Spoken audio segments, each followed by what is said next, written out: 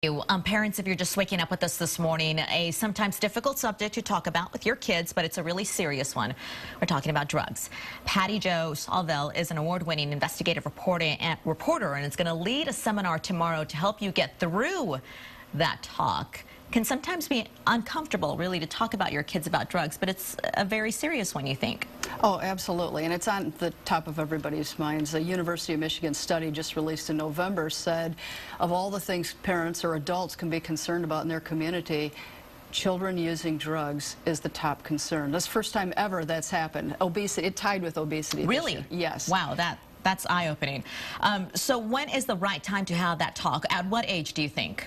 Well, actually, I've been researching this for 15 years, and there's some fascinating new research that indicates that the time to start shoring your child up, the time to start drug-proofing your child is as soon as your child starts talking. And it's not that you specifically talk about drugs. Right. What happens is there ends up being what we call 3 C's to assessing risk and then minimizing risk as they get older. Now, one of the C's would be your child's relationship to control. Now, let's say that your child resists control. Mommy, don't tell me what to do. Sure. I don't want to do my homework. Yeah. And they maybe don't want to follow the law. Okay. If that's the case, that child's at high risk for a lot of self-destructive decisions.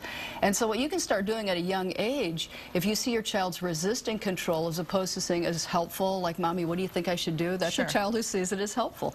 What you can start doing is addressing that. And for instance, when you discipline your child and your child's resistant, you're thinking, I need to get this child to have a better relationship with control because that's going to protect my child.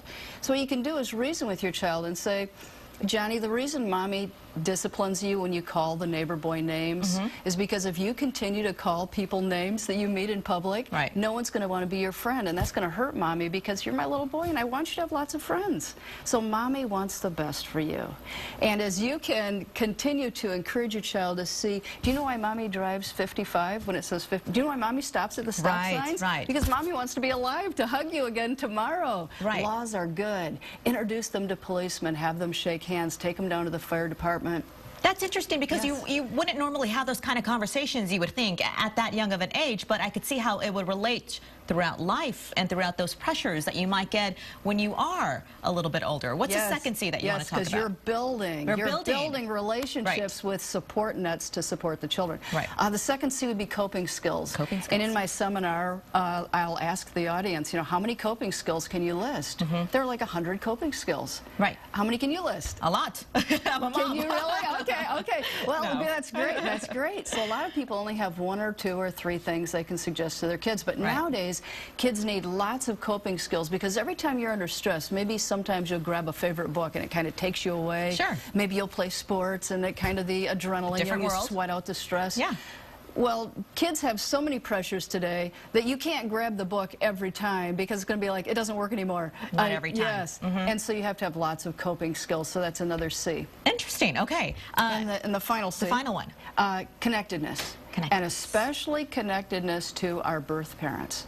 That's extremely important. And what happens a lot of times when relationships don't work out, which is very often nowadays in America, people tend to victimize the offending spouse.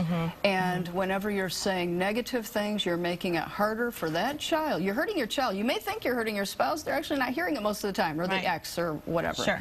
You're hurting that child because that child... Because they hear it. Yes, and one of their missions in life is to have a healthy relationship with each of their biological parents. Because that's their role model. Their dad or their mom should be, at least, Well, even if it's not, they're connected. You come out of the womb attached with a cord. You are connected to your parents whether you like it or not. And if you don't get that foundational relationship right, it causes all kinds of problems.